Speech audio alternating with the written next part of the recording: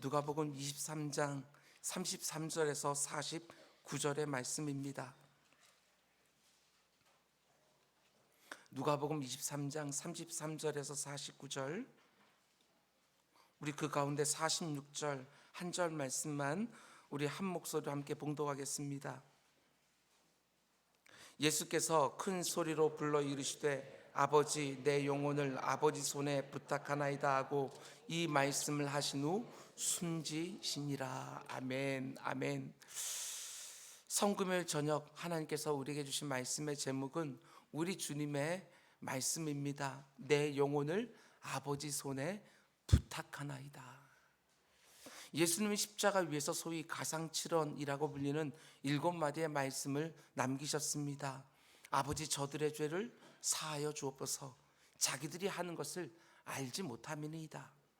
내가 진실로 네게 이르노니 오늘 네가 나와 함께 낙원에 있으리라.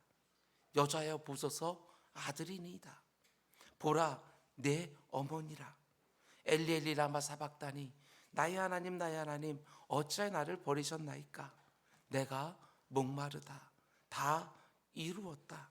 아버지, 내 영혼을 아버지 손에 부탁하나이다. 예수님이 내 영혼을 부탁하나이다 이 말씀을 하고 숨지시는데 그 직전에 다 이루었다 라고 말씀하셨습니다. 내가 다 이루었다. It is finished. 모든 것이 다 끝났다. 그 말씀 그대로 참혹한 육신의 고통도 이제 끝이 났습니다. 아버지 하나님과 단절되어지는 영혼의 고통도 이제 다 끝이 났습니다. 그래서 예수님은 이제 자신의 영혼을 아버지 손에 맡길 수 있는 순간이 된 것이지요. 아버지여, 내 영혼을 아버지 손에 부탁하나이다. 모든 것을 다 마치신 이후에 자신의 영혼을 아버지 손에 부탁하고 있는 것이지요. 여기서 우리가 눈여겨봐야 될 것들이 있습니다. 예수님의 마지막 이 7번째 말씀이 기도라는 점입니다. 기도. 예수님이 십자가에 달려 첫 번째로 하신 말씀 역시도 기도였습니다. 아버지, 저들의 죄를 사하여 주십시오. 자기들이 하는 것을 알지 못함이니이다. 용서의 기도를 드리셨고, 그리고 이제 마지막 말씀을 하시는데 그것도 기도입니다. 아버지여, 내 영혼을 아버지 손에 부탁하나이다. 위탁의 기도를 드리고 있는 것이지요. 예수님의 공생의 중심에는 언제나 기도가 있었다는 거 우린 잘 알고 있습니다.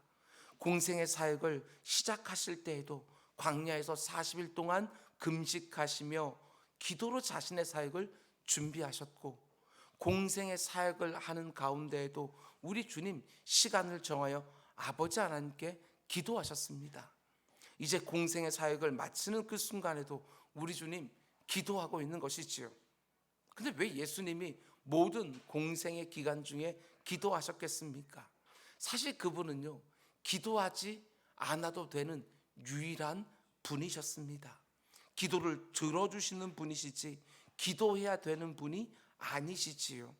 뭔가 할 수가 없어서 도움이 필요한 분도 아니셨습니다. 아버지 하나님의 뜻을 물을 필요도 없었지요. 주님의 뜻이 바로 아버지의 뜻이었으니까. 그런데 왜 주님은 그렇게 늘 기도하셨을까? 저는 한 가지 이유밖에 없습니다. 여러분과 저의 삶 가운데 속에 얼마나 기도가 필요한지 우리의 본이 되시는 주님께서 먼저 보여주신 것이지요. 기도가 필요하지 않으신 분임에도 불구하고 우리는 그분의 모습을 통해서 우리가 기도 없이는 살 수 없다는 것을 배우게 되어지는 것입니다. 예수님도 기도하셨는데 나 같은 것이 기도 안 하고 이 땅을 산다? 단지 시간이 없고 육신이 연약해서라고 말할 수 없습니다. 하나님의 도와주심이 없어도 얼마든지 살 수 있다고 생각하는 그 은밀한 교만이 내 안에 깃들어 있지는 않은지 그것을 늘 살펴보셔야 됩니다. 그런가 하면 주님의 마지막 말씀에서 꼭 봐야 되는 것은 예수님이 다시 하나님을 가리켜 아버지 이렇게 부르고 있다는 점이지요. 예수님이 십자가 위에서 4번째 말씀을 하실 때 이렇게 탄식하셨습니다. 엘리 엘리 라마 사박다니, 나의 하나님 나의 하나님 어찌하여 나를 버리시나이까? 예수님은 공생의 내내 하나님을 부르실 때 아버지라고 부르셨지요. 때로는 더 친근한 호칭으로 아빠, 아버지 하고 부르셨습니다. 근데 정작 십자가에 달려 죽어가실 때에는 그 어떤 순간보다도 아버지의 위로와 격려가 필요하실 때에는 아버지라고 부르지 아니하시고 여타 다른 사람들처럼 하나님 이렇게 부르신 것이지요. 왜 그러셨을까? 십자가에 달려 죽으시는 그 순간 온 인류의 그 더럽고 역겨운 죄가 우리 주님의 온몸과 영혼에 들어와 모든 죄인을 대신하여 하나님의 진노를 다 감당하고 있는 순간이기 때문에 우리 주님은 하나님의 아들로서가 아니라 모든 죄인들의 대표로 죄에 대한 하나님의 그 엄중한 진노와 심판을 다 받고 있었던 것이지요. 그래서 하나님을 아버지라고 부르지 아니하고 하나님이라고 부르셨던 것입니다. 그런데 지금 그 호칭이 바뀌었습니다. 자기 안에 쏟아져 들어온 모든 인생들의 죄를 대신 다 치르셨기 때문에 다 이루었다라고 말씀하시자마자 이제 다시 아버지라고 부르고 있는 것이지요.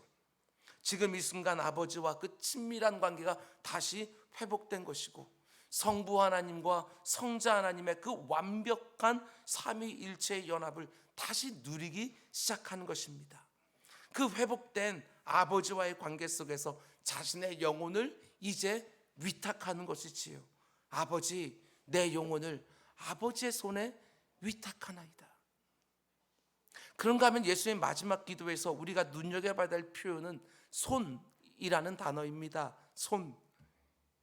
예수님께서 십자가에 달리시고 처음 3시간 동안 오전 9시부터 정오 12시까지 그때는 철저하게 사람들의 손에 의해서 고난 보셨습니다.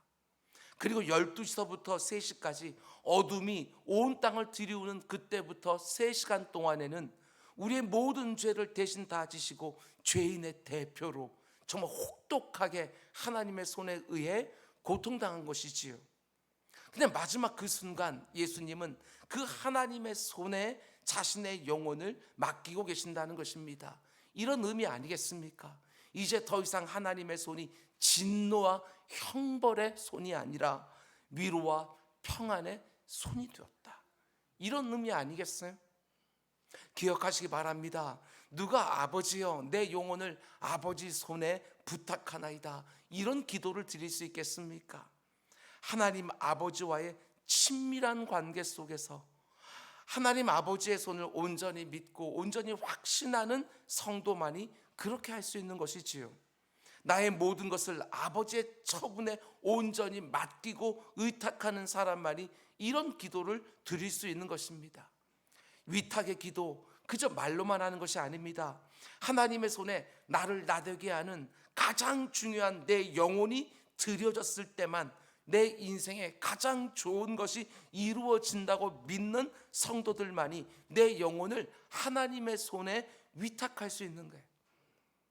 사실 이 기도는 유대인들이 매일 저녁마다 자신의 자녀들을 위해 기도할 때 드렸던 기도의 내용입니다. 유대인 부모가 자신의 사랑하는 자녀들의 잠자리를 살피면서 기도했던 것이지요. 아버지, 내 사랑하는 이 자녀를 아버지 손에 맡겨드립니다.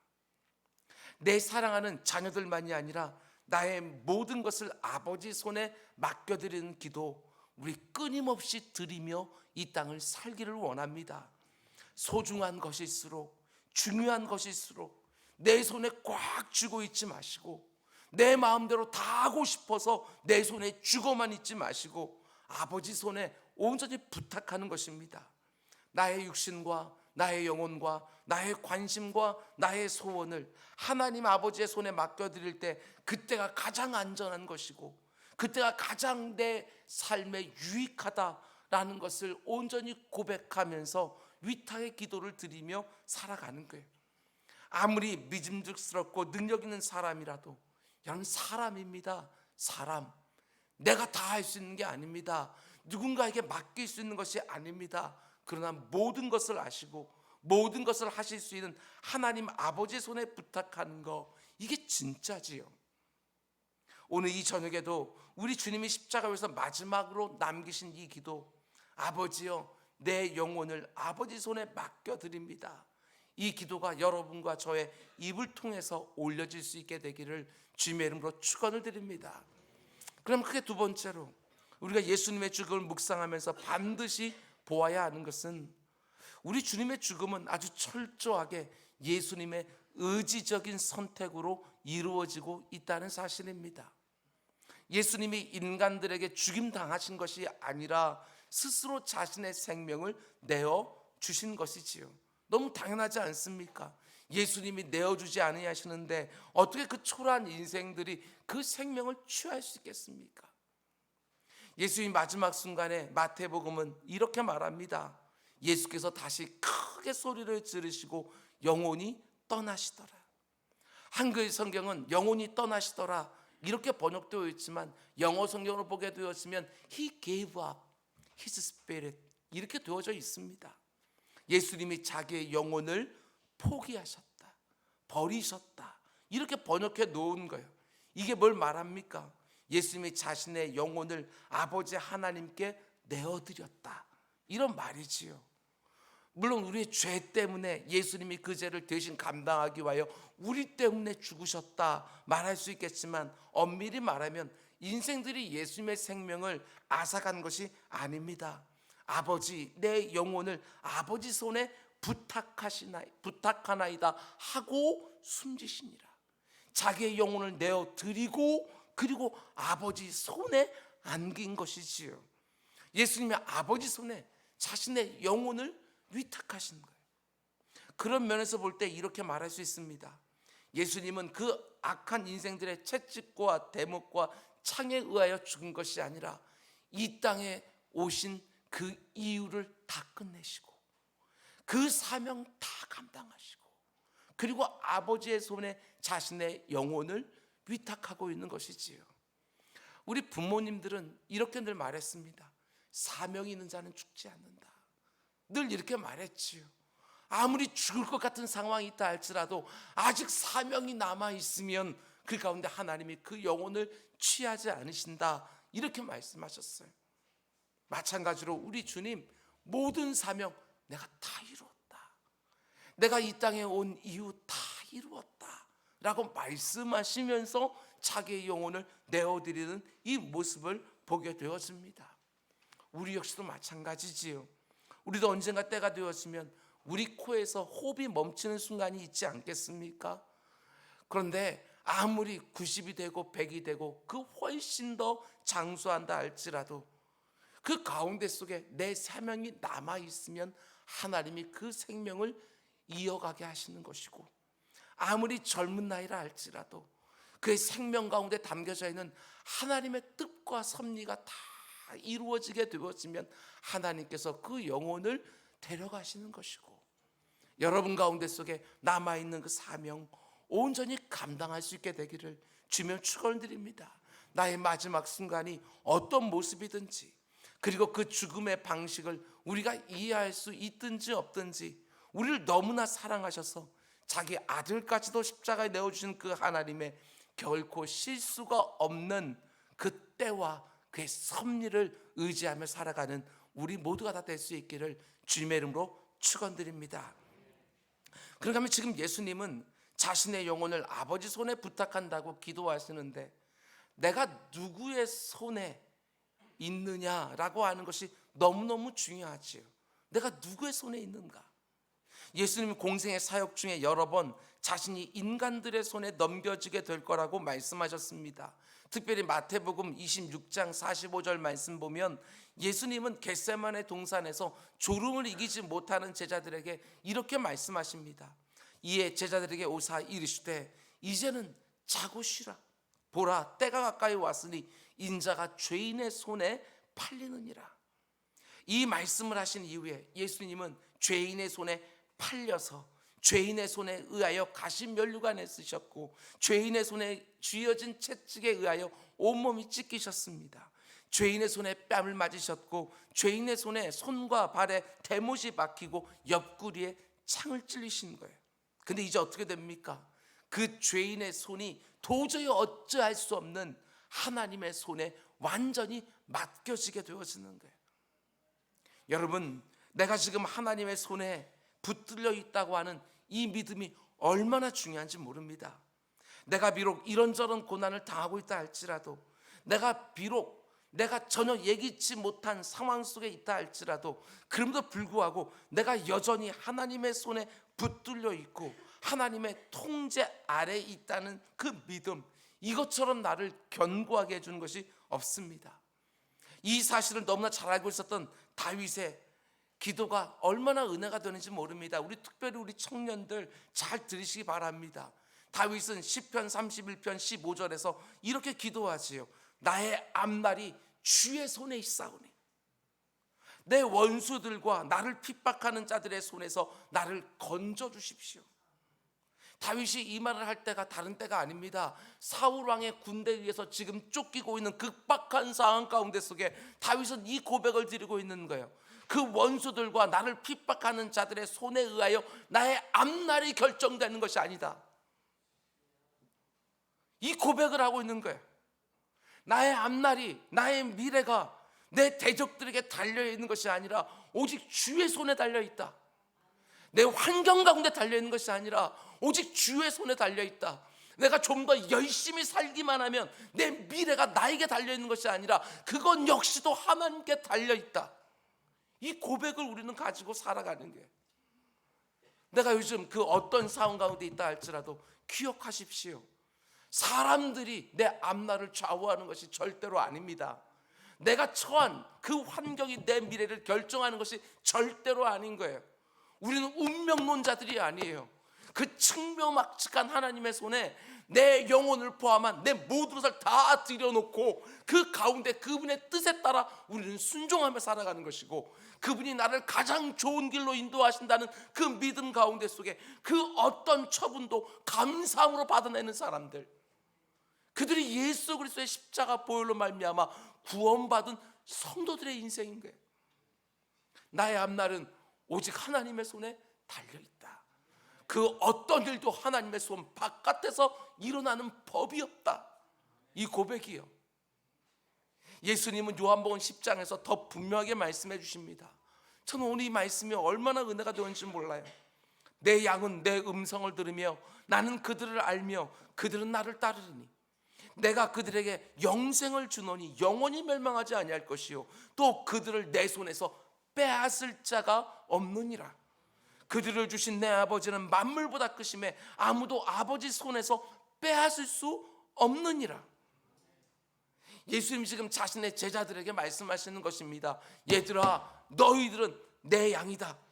그 어느 누구도, 그 어떤 환경도 너희를 내 손에서 빼앗을 수 없다. 계속해서 이렇게 말씀하십니다.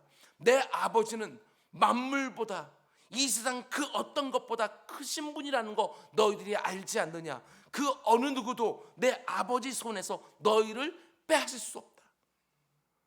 예수 그리스도의 생명값으로 새 생명을 얻은 여러분과 저는 지금 예수님의 손과 아버지의 손, 그 두 분의 손에 의하여 우리는 보호받고 있는 거예요. 근데 감히 누가 성부 하나님의 손을 쫙 펴서 성자 하나님의 손을 억지로 벌려서 여러분과 저를 빼앗아 갈 수 있겠습니까? 그 누구도 그 어떤 상황도 그럴 수 없는 거예요. 요즘 내게 어떤 일이 벌어진다 할지라도 두려워하지 마십시오. 내가 지금 아버지 하나님과 내 사랑하는 주님의 손에 꽉 붙들려 있다 믿음으로 선포하면서 절대 안심하시기를 주님의 이름으로 축원을 드립니다. 많은 사람들이 죽음을 두려워하지요. 그러나 죽음으로부터도 안심하시기 바랍니다. 하나님의 손 안에 있는 성도들에게는 이 죽음도 결코 두려움의 제목이 될 수가 없습니다. 제가 참 좋아하는 어윈 루처 목사님이 계셔요. 청교도의 후예라고 불리고 있고요. 그는 무디 기념교회에서 20년 이상 목회를 했던 목사님이셔요. 그분이 자신의 책에서 죽음에 대해서 이렇게 말을 합니다. 굉장히 멋진 말을 해요. 죽음은 떠나는 것이 아니라 드디어 도착하는 것이다. 저는 이 드디어라는 말이 얼마나 감동이 되는지 모르겠어요. 얼마나 기다렸으면 드디어 죽음은 떠나는 것이 아니라 드디어 도착하는 것이다. 예수님이 제자들과 마지막 식사라는 자리에서 이렇게 말씀하시지요. 요한복음 14장을 보면 너희는 마음에 근심하지 마라. 하나님을 믿으니 또 나를 믿으라. 내 아버지 집에 거할 곳이 많도다. 그렇지 않으면 너에게 일렀으리라. 내가 너희를 위하여 거처를 예비하러 가노니. 우리 주님께서 죽으시고 부활하시고 승천하여 하늘로 오르신 이후에 여러분과 저의 거처를 예비하신다. 성도에게 있어서 죽음이란 떠나는 것이 아닙니다. 드디어 도착하는 것이지요. 이 땅의 모든 수고와 고통에서 드디어 벗어나 예수님이 이미 우리를 위해 예비해 놓으신 그 처소에 마침내 도착하는 거예요. 죽음도 두렵지 않은 성도들이 도대체 이 땅을 살아가면서 무엇을 두려워하겠나? 이 소망, 하늘 소망, 천국 소망 가지고 이 땅에서 하나님이 내게 주신 일들을 온전히 감당하다가 내 사랑하는 주님이 아무개야 이제 그만 올라와라 부르시면 그때 여러분과 저 역시도 우리 주님의 기도와 똑같이 아버지여 내 영혼을 아버지 손에 부탁하나이다. 너무나 기다렸다는 듯이 이제 드디어 주님의 예비해 놓으신 내 영원한 본향으로 들어가는 은혜 우리 모두에게 주어지기를 주님의 이름으로 축원을 드립니다. 이제 마지막으로 우리가 잘 아는 것처럼 예수님의 죽음은 결코 평탄하지 않으셨습니다. 예수님이 아버지여 내 영혼을 아버지 손에 부탁하나이다 이렇게 기도하는 순간에도 우리 주님 평탄하지 않았습니다. 십자가 앞을 지나가는 사람들은 끝까지 예수님을 조롱하는 소리들을 쏟아내고 있었고 지금 예수님의 몸에서 물과 피가 다 쏟아나가서 이제는 더 이상 흐를 물도 없고 피도 없는 상황입니다. 타는 듯한 목마름이 주님을 지금 괴롭히고 있었고 우리 주님의 육신에는 이제 모든 감각도 사라져가고 있었고 숨지는 것조차도 너무나도 버거운 것이지요. 근데 중요한 게 무엇입니까? 예수님의 심령 가운데에는 말할 수 없는 평안한 안식이 깃들고 있는 거예요. 이게 성도의 마지막이에요. 자신의 마지막 기도 아버지 이제 내 영혼을 아버지 손에 부탁하나이다 라고 하는 그 기도가 응답되고 있다는 것을 믿으셨기 때문에 말할 수 없는 평안이 임하고 있는 것이지요. 여러분 우리가 이 밤에 내 영혼을 아버지 손에 부탁하나이다 하고 하나님께서 내 기도를 들어주셨다는 것이 믿어지면 말할 수 없는 평안이 그 즉시로 임하게 되어지는 거예요. 여전히 평탄치 않은 상황이지만 하나님 아버지께서 내 기도 하나님 내 사랑하는 자녀들을 하나님 아버지의 손에 부탁하나이다. 내 손으로 하고 있는 일 지금 도대체 엉망으로 되고 있지만 그럼에도 불구하고 하나님께서 받아주셨다고 하는 그 확신이 내 마음에 깃들기 시작하면 이 저녁에 이내 내 마음에도 평안이 깃들기 시작하는 것이지요. 그런 면에서 우리는 예수님의 이 마지막 순간을 이렇게 말할 수 있어요. 예수님의 죽음은 절대로 평탄한 죽음은 아니었지만 그 영혼은 너무나 평안했다. 전 이 평안 누리고 싶어요. 우리의 인생이 얼마나 버겁습니까? 하루하루 문제투성이지요. 그럼에도 불구하고 하나님 앞에 나아가 하나님 부탁드립니다. 하나님 이거 난 도저히 할 수가 없습니다. 하나님께만 온전히 위탁합니다. 하나님 처분에만 맡겨드리겠습니다 하고 기도한 이후에 하나님이 내 기도를 들으셨다고 하는 마음 가운데서 믿음이 딱 생기기 시작하게 되어지면 그 즉시로 얼굴에 수색이 바뀌게 되어지는 그 평안 말입니다. 예수님은 자신이 이 땅에서 해야 될 모든 일들을 다 이루셨습니다. 모든 일 다 마치고 영원한 안식과 영광을 목전에 두고 자신의 영혼까지도 아버지 손에 부탁했습니다. 아버지의 손에 자신의 영혼이 온전히 받아들여졌다는 것이 믿어지는 그 순간 그 평안 중에 숨을 거두신 것이지요. 결코 평탄하진 않았지만 평안한 죽음, 이게 바로 예수 그리스도의 마지막 모습이고 여러분과 저의 마지막 모습이 될 것입니다. 여러분과 저의 인생 마지막 순간 예수님 모습처럼 평탄하지 않을 수 있습니다. 사랑하는 사람들에게 제대로 된 유언도 남기지 못하고 마지막 순간 맞이할 수 있습니다. 일평생 주님 사랑했지만, 신실하게 믿음으로 따라왔지만 노년에 심각한 치매로 모든 기억을 잃어버릴 수도 있습니다. 너무나 선하게 충성스럽게 일평생을 살았지만 중환병에 걸려서 처참한 모습으로 마지막 순간을 맞이할 수도 있습니다. 그러나 꼭 기억하시기 바랍니다.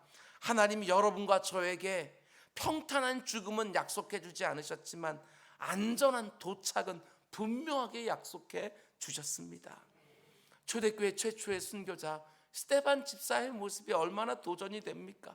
사방에서 유대인들의 던지는 그 돌멩이가 머리도 때리고 몸도 때리고 있고 온갖 곳들을 피멍들게 하면서 피 터지게 하고 있는 그 순간에, 죽어가는 그 순간에 하늘이 열리면서, 눈이 열리면서 자신을 아버지 내려다보고 계시는 그 주님의 얼굴을 딱 보자마자 스데반 집사는 마지막 기도를 드리지요. 주님과 똑같은 기도.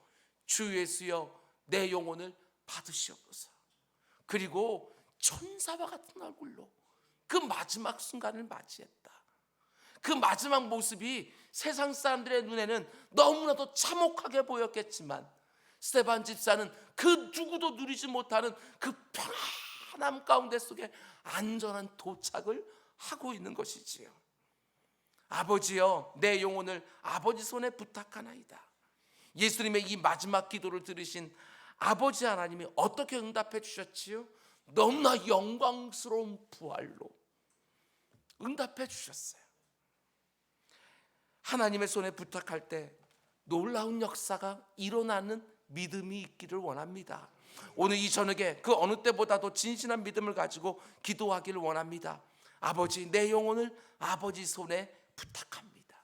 내 자녀를 아버지 손에 부탁합니다.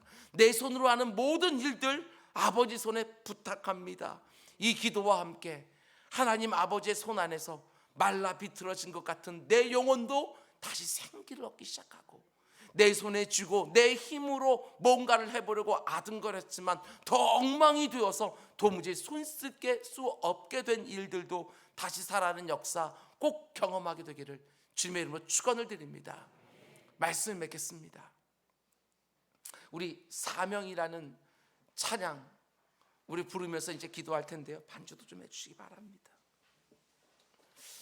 이 마지막 순간, 이 성금의 마지막 순간에 저는 기도 제목을 이번 한 주간 우리가 함께 나누었던 그 설교들의 제목으로 기도 제목을 삼으려고 합니다.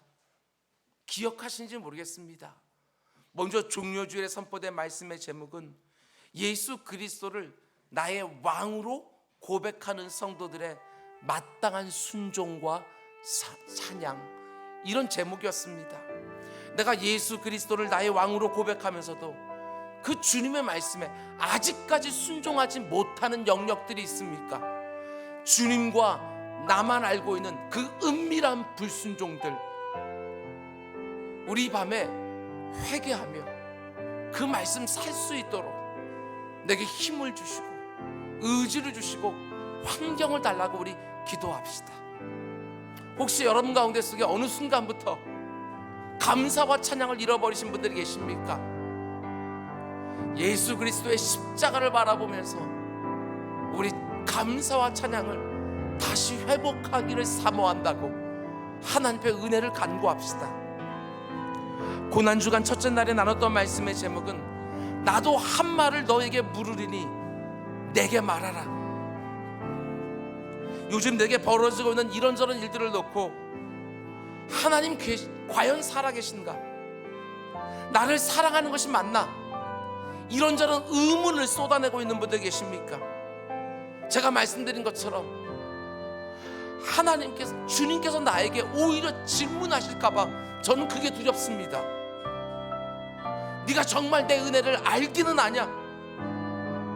너에게 주어진 영원한 생명이 어떤 의미인지 알기는 아냐? 물으실까봐 저는 너무나도 두렵습니다. 이 시간 모든 의문들이 사라지게 해달라고 우리 시간 기도합시다. 하나님 나에게 믿음을 더해 주십시오. 아주 확실하고 선명한 믿음 가지고 살게 해 주십시오. 둘째 날 새벽에 나눴던 말씀의 제목은 나의 원대로 하지 마옵시고 아버지의 원대로 하옵소서. 여러분, 제발 좀 내가 원하는 대로 되는 것이 좋은 것이라고 생각하지 마시기 바랍니다. 아버지의 뜻대로 되는 것이 내게 정말 좋은 것입니다.